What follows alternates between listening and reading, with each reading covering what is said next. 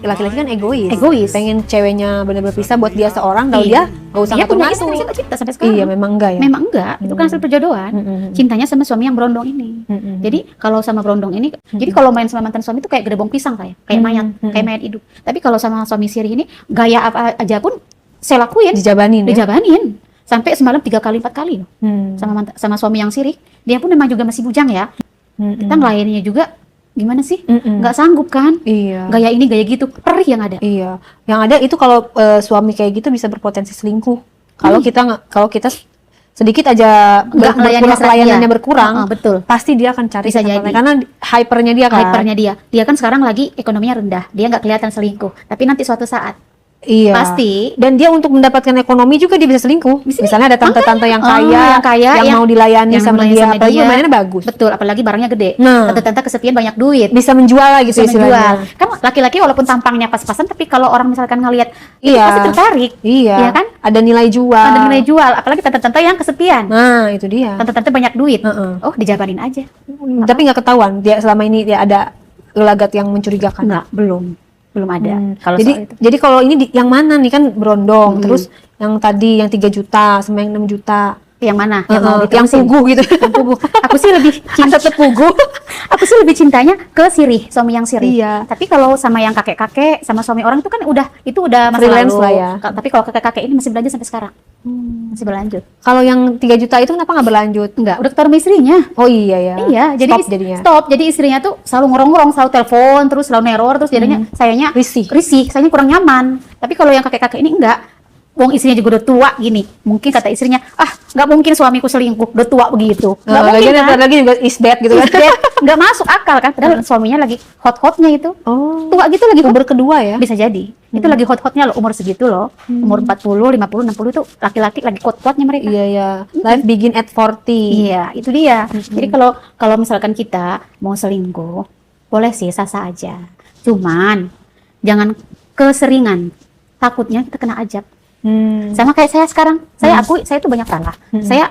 Makanya saya bilangin tadi, nggak tahu mau di mana saya ini tobatnya, kapan? Apa tiba-tiba saya lagi begituan diranjang tiba-tiba mati? Itu yang saya pikirin sampai sekarang. Karena kan kata orang kalau misalnya kita meninggalnya kita itu tergantung dengan kebiasaan kita. Itu biasanya apa nih? Ya biasa sholat ngaji bisa jadi ya lagi. Dalam sholat. Kalau biasanya maksiat ya bisa jadi maksiat. Makanya, tapi kan namanya saya manusia ya doyan kayak gitu gimana? Saya kan doyan. Maksudnya itu masuk yang hyper. Emang saya suka kayak gitu. Tapi saya milih kalau yang kecil saya nggak punya hasrat. Tapi kalau terongnya gede, saya suka. Walaupun saya nggak dibayar, hayu aja. Pernah kalau lagi kayak gitu nggak ada suami siri, misalnya nggak ada ini sama terong beneran. Terong beneran? Maksudnya sama alat gitu sama? Nggak mau. Apa rasanya kayak gitu? Nggak ada feel ya? Nggak ada feel sama sekali. Mending saya nyari beneran. Nyari orang ya? Nyari orang gitu ya? Iya. Tapi harus kudu dilihat dulu barangnya gede apa enggak. Iya. Itu kalau kayak gitu memastikannya gimana? Memastikannya ya pas lagi ngobrol nih ya. Pegang?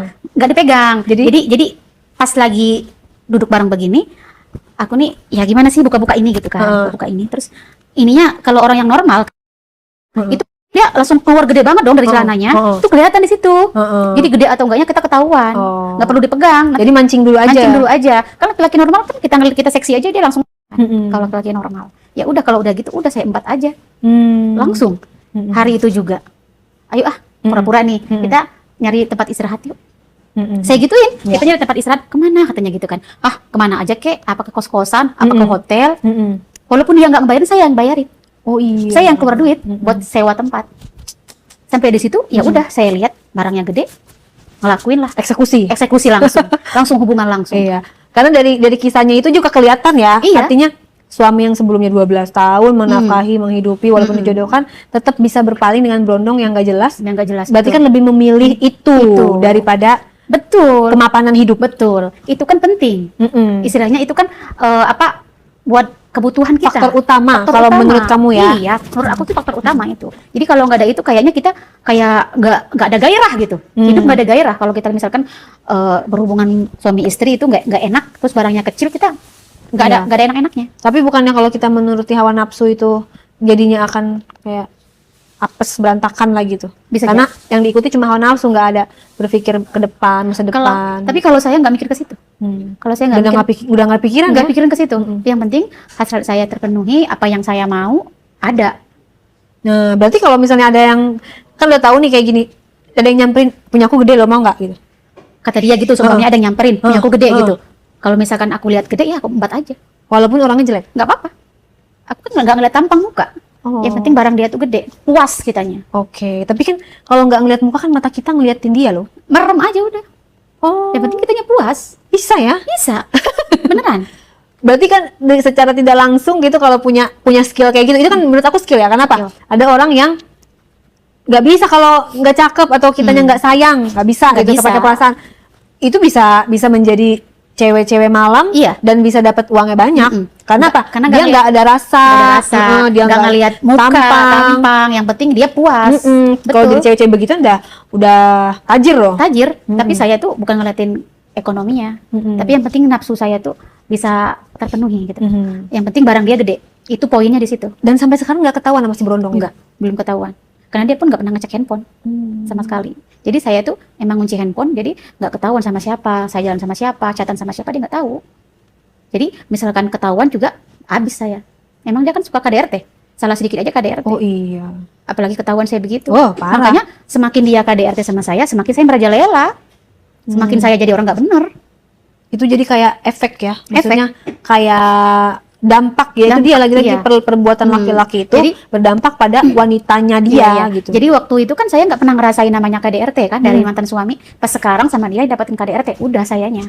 Saya jadi kayak ngeblank gitu. Saya malah jadi orang nggak bener, terjerumus nggak bener. Iya. Jadi kayak kalau orang KDRT itu jadi kayak orang linglung ya. Maksudnya jadi kayak melakukan apa ya udah ayo aja, dihalalin aja. Iya, jadi kayak nggak ada, otak tuh nggak bisa dipakai karena terlalu kena psikis. Iya benar. Jadi psikis otak kita tuh kayak udah blank gitu. Iya, udah blank, kayak udah rusak, kayak udah dikuasai oleh dia gitu. Karena kita gimana sih faktor KDRT? Berujungnya ke fisik, sakit kan? Sakit. Apalagi ke fisik dan psikis loh. Iya, psikis. Ke mental, makanya orang yang udah pernah punya KDRT dari suaminya, itu dia nggak bakalan bener hidupnya. Soalnya apa yang dia lakuin dihalalin aja, terbuka dengan lebar. Tapi takutnya KDRT juga. Iya. Karena kalau KDRT itu kita nggak bisa ngetes dari pas pacaran. Nggak kelihatan. Nggak bisa. Kita bisa tahu kalau kita pas tinggal bareng. Betul. Sama dia baru. Pas tinggal bareng kebo dulu. Iya. Untuk membuktikan. Bener. Dia KDRT apa enggak. Pas udah nikah baru ketahuan belangnya. Iya. Kalau lagi pacaran mah, kalau lagi pacaran manis-manis. Makanya. Nggak ada yang nama pacaran tunjukin kejelekan. Makanya aku bingung ya laki-laki kok bisa berakting gitu ya sebagus itu gitu loh. Gua kasih piala Oscar deh lo semua. Belangnya udah tunjukin yang pada bisa acting, mengelabui wanita gitu kan. Sampai pas nikah langsung jebret 180 derajat. Ketahuan. Istrinya sampai dibikin nangis tiap KDRT. hari. Wah, udah diusir, diinjak-injak, udah di apa segala macam. Rata-rata banyak yang kayak begitu. Jadi laki-laki kalau masih mau dianggap dihormati oleh seorang wanita, perlakukanlah wanita dengan baik, sebaik mungkin. Anggaplah itu ibunya dia. Betul. Juga kan cewek, betul, bener nggak? Bener. Dia punya saudara cewek, kalau digituin pasti juga sakit hati lah. Kalau dia punya adik digituin sama suaminya, sakit hati nggak dia? Digituin kan? Dan ingat ya, cewek itu kalau udah dendam akan melakukan lebih parah. Nggak ada logika. Kalau logikanya udah ngomong cewek udah hancur. Iya. Tapi saya sempet loh mau ada penyakit suka sama cewek. Karena saya saking trauma sama laki-laki, trauma banget sama suami yang siri ini. Itu gimana kok sampai saya kayak gitu? Gimana ya? Itu sebenarnya bukan hasad ya. Jadi kayak ngerasa ya? sakit hati sama pasangan. Kayaknya sama laki-laki itu udah blacklist. Pokoknya laki-laki itu nyakitin perempuan itu aja, nyakitin perempuan. Sampai nggak suka lagi sama laki-laki, pengennya perempuan. Tapi kok saya istighfar, ya Allah, kok saya suka sama cewek gitu. Pengen kan jenis gua juga. Tapi pernah loh saya ngelakuin sekali. Astagfirullah. Kalau kita udah sakit hati, bener bilang tadi kan, apapun dilakuin kan. Apapun itu udah nggak mikir, udah mau mencelakakan diri sendiri pun mungkin bisa. Selama itu ada kesempatan kita lakuin aja. Mungkin dia ngunci pintu hatinya buat perempuan. Apalagi waktu itu yang dia kenal tuh baru saya perempuan. Dia memang orangnya nggak romantis, nggak kayak suami siriku ini romantis banget. Dia tuh cuma ditunjukin dengan cara dia aja, nggak mulut kata-kata nggak, cuman perilakunya aja ditunjukin, nggak sama sekali nggak romantis. Kalau saya kan sukanya laki-laki romantis, suka ngerayu perempuan, gimana caranya menghangatkan perempuan. Bad boy ya. Iya. Sebenarnya justru laki-laki yang nggak romantis itu biasanya laki-laki yang setia, bener gitu ya. Setia. Karena kalau laki-laki terlalu banyak berbicara, berarti kan dia banyak berbohong. Nol. Iya, malah nol. Gitu. Tong kosong malah. Itu yang saya dapat dari yang sirih ini, sudah terbukti ya. Makanya kalau kita nggak menjalanin, kita nggak tahu. Iya kan? Kita nggak dapat pengalaman. Kita tidak melihat dan mengalami sendiri. Walaupun kata orang jangan sama dia gini-gini, kita nggak percaya. Nggak percaya. Sebelum kita ngalamin. Buat jangannya buat para wanita, buat juga para pria di luar sana seperti apa?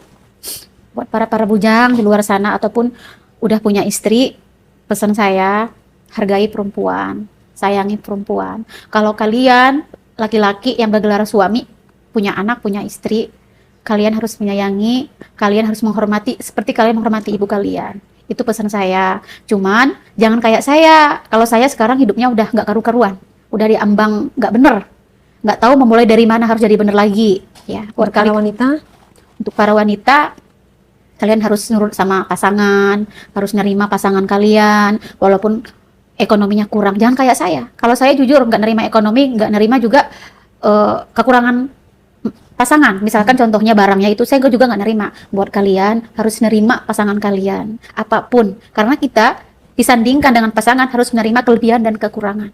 Itu aja pesan saya buat kalian ya. oke, pesan yang sangat bijak. Semoga itu juga bisa berlaku untuk diri kita, kamu ke depannya, untuk bisa apa ya, untuk bisa